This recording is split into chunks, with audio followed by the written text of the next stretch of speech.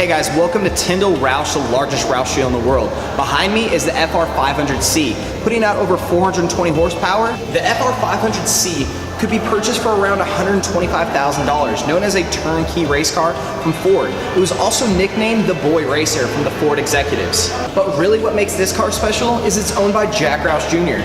He purchased this for the Grand Am Grand Sport GS class. But this also has the Coney Challenge Manufacturer Title Award in both 2005 and 2008.